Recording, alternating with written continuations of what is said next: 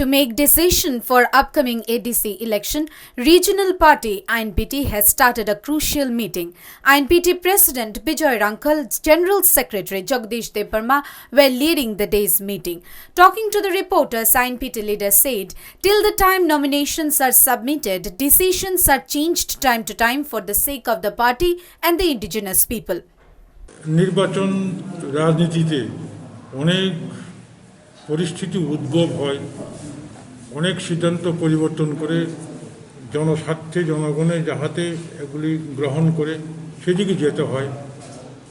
নির্বাচনী আদালত একেবারেই নমিনেশন সাবমিশন করা পর্যন্ত এটা পরিবর্তিত হয়।